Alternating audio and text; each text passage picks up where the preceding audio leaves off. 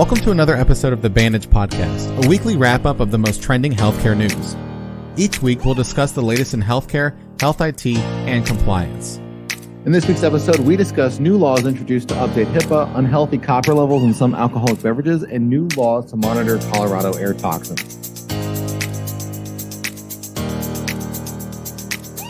Let's wrap things up. This is episode 125 for the week of February 21st. I'm Matt Moneypenny. And I'm Albert Battistelli. Before we get started, our diagnosis code for this week is W56.41XD, bitten by shark, subsequent encounter. So the second time or third time you've been bitten by the shark. This is a big time diagnosis code for Shark Week, which happens in August. Right. Definitely bad news, bears, because in this encounter, like you said, bad news you sharks. get bitten by it twice. Yeah. So maybe you can have the code that says the first shark bite, and then also if you got bit more than once, the second shark bite. Right. And maybe even the third or fourth shark bite. We don't know. Right. It's a subsequent encounter, so really it could be any subsequent encounter. I'm kind of disappointed that it doesn't go into what type of shark. That's true. Because these can be oddly specific. It could be like only a great white. If you don't get bit by a great white shark, then it's not. And it's not, thing. Yeah. I don't know. Probably not. This was a reef shark that bit this person. So they got the W56.42XA. I'm just kidding. I don't know what it is. Right. Exactly. Right. But probably best to keep it generic. Sort of like sharks are sharks. Shark. Right? Yeah. But what if it's like a shark, like adjacent? I don't know. What if it's a baby shark? Like a ray. A stingray is in the same class as a shark. No, that's a different diagnosis code for sure. Yeah, bitten by ray, stung by ray. By ray. Does that apply to people whose name is Ray in that case? Yes, for sure. Anyways, I can't keep going on with this bit. First up, we have senators updating HIPAA. U.S. Senators Tammy Baldwin and Bill Cassidy introduced the Health Data Use and Privacy Commission Act, intending to modernize health data privacy laws to reflect the current tech landscape. The senators contended that HIPAA often misses the mark when it comes to data privacy issues associated with today's emerging technologies. If passed, the act would establish a commission to review existing health data protections and assess current practices for health data use. The commission would be responsible for drafting recommendations regarding the effectiveness of current regulations and an analysis of whether additional regulations would result in cost burdens or other unintended consequences.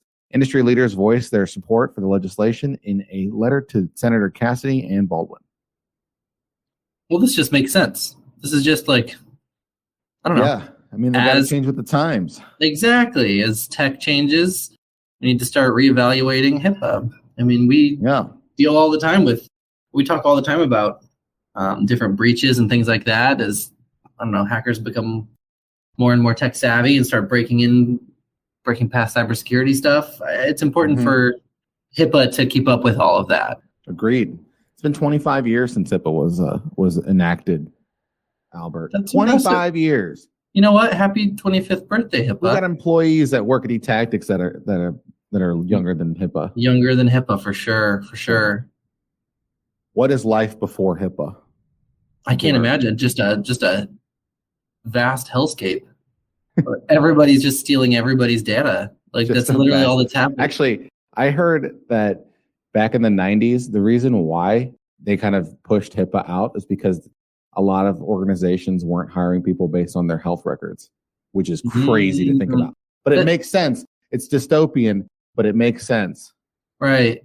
Because it's like of course they would do that. Of course, big corporations would do that because it saves them money. For sure it does. All right. Next up, we've got copper tainted drinks. The popular cocktail known as the Moscow Mule supposedly gets some of its flavor from the frosty copper mug that it's served in. Flavor, however, is not the only thing the copper cup imparts. A study published in the January-February issue of the Journal of Environmental Health found that copper leaches into the drink. After 27 minutes, the amount of copper leaching into the cup exceeds the 1.3 parts per million of copper that the Environmental Protection Agency sets as a safe level for drinking water. Ginger beer seems to be the main driver in the leaching effect. To avoid a coppery mule, The researchers recommend using a copper mug lined with stainless steel, or to make sure to down the mule in less than 27 minutes, which we can all agree is the better route there. Yes. Down as many mules as fast as you can. Yes. In under 27 minutes. Under 27 That's minutes. obviously the healthier route. Right. If it's taking you 27 minutes to drink a mule, then you deserve to get poisoned. I'm just kidding. It's true. It is a tasty beverage. It's so good. So I don't know. I mean, toxic beverages. It makes sense that copper is a little toxic. Right. Yeah. I don't know if there's any kind of real long term, it's the same thing with like tuna and mercury, right? Yep. Same kind of thing. It's like this tuna sits in this can. Over time, the can and the tin, the mercury gets into the tuna.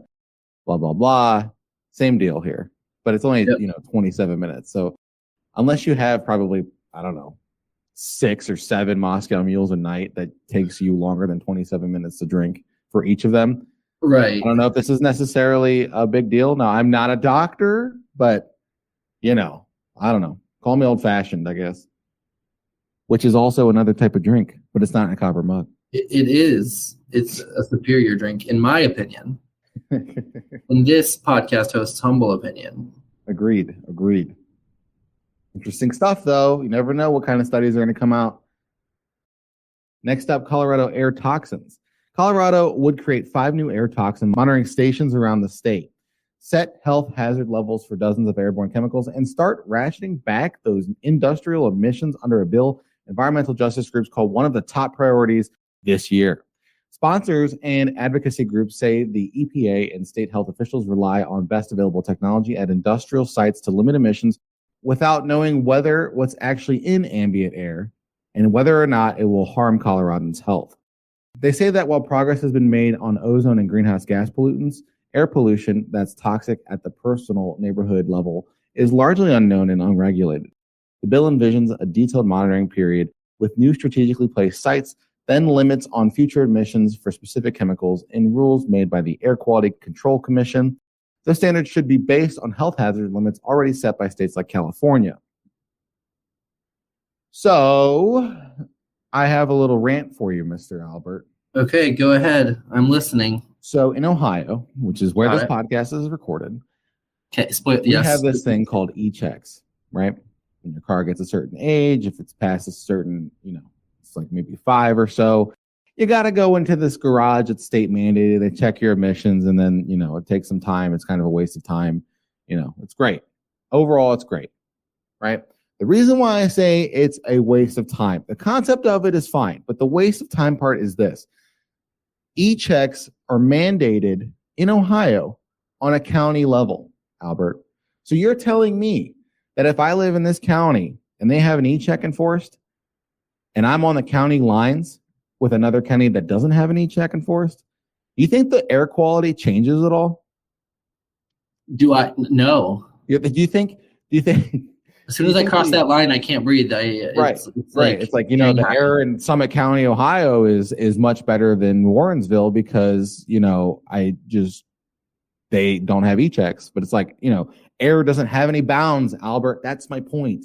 So overall, it's nice that Colorado's mandating this. Hopefully it doesn't get too political where it ends up something like that with Ohio and e-checks on a county level.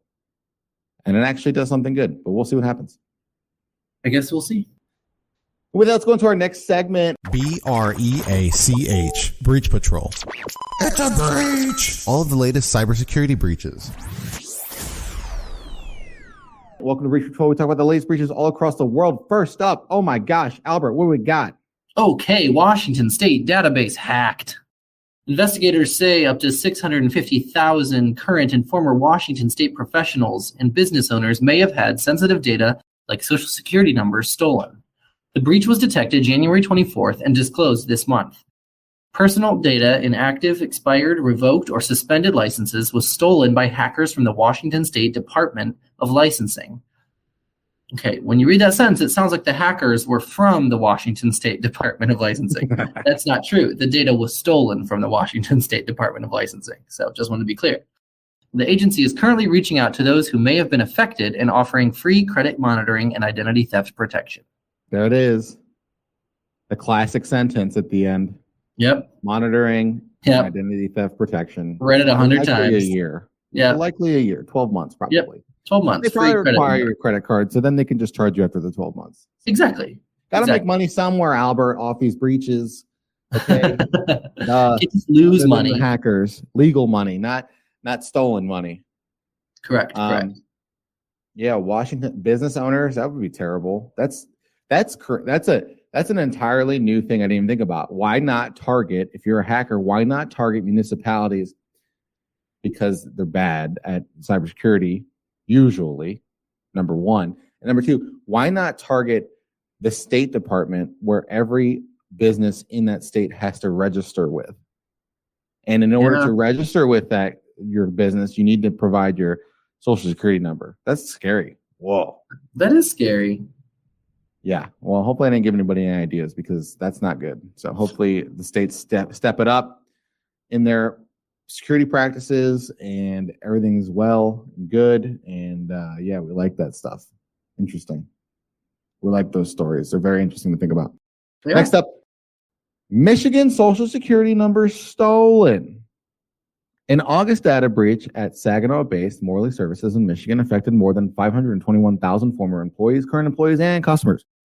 Anyone impacted by the data breach was notified at the beginning of February. The incident started when Morley Services data became unavailable on August 1st, 2021. An investigation found names, addresses, social security numbers, dates of birth, client identification numbers, and medical and health insurance information all compromised. Michigan Attorney General Dana Nessel said those affected should watch out for communication that's seeking personal or banking information connected to the breach. Morley Services is providing free credit monitoring and identity theft protection services to people whose social security numbers were involved in the breach. So another one. There's so many. At least, well, I don't know. At least they're offering free credit monitoring. I feel like I'd say the same thing every time. Like, at least they're doing something. I'm not sure what else to say. There's nothing else you could. There's nothing else. At least they're doing. You know what? Stuff was stolen. We got more. I don't know, man. In this case, it's a business, so it falls on the business as the fault rather than a municipality. Right, but between these two breaches, over 1 million people affected in different states. Exactly. Together, combined, I guess, from two different states. So, yikes. How's anyone supposed to, pretend like their data isn't stolen or hasn't ever been stolen before? Right. Oh, no, all of our data is where hackers have so much data, they probably can't even mine it effectively. Right. There's no way. They're going to have to go legit and hire people to do it. Yep. All right. Password 123 involved in breach, which I believe is a story that we've covered before this is probably a follow-up. Because I remember not knowing how to spell or how to pronounce optionist. All right. Password 123 involved in breach. The optionist data breach has seen a treasure trove of information useful to the maliciously minded thrown by hackers onto the dark web for anyone to see. Information stolen includes over 1,000 scanned passports, national insurance numbers, detailed bank statements, contracts, and thousands of email addresses and phone numbers. Most of the sensitive data was stored with little or no protection. An investigation revealed that staff stored credentials in clearly flagged Word or Excel documents. Conveniently for attackers, these were titled, among other examples, useful links and passwords, and useful passwords. Over 48 documents with password in the title were included in the data dump, including one that gives away server admin username and password combinations, router login details, and social media credentials. That's ridiculous. That's insane. Yeah, well, you got to stop using password as your password. Stop using password as your password, but also stop putting password, stop labeling your documents passwords and useful passwords. And that's hey, hackers, you might as well just put giant arrows pointing towards hey, come over here and here's what to take. Here's what you want. This is it. This is what you want. You laid out a treasure, a trail of hey, whatever. I'm just. It's like a dating app for hackers. It's hey, I'm 100%. I can't. Go on. I'm not going on anymore.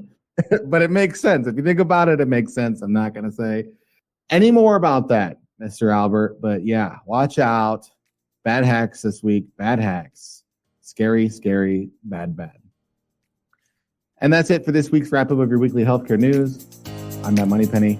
And I'm Albert Battistelli. And we'll see you next week.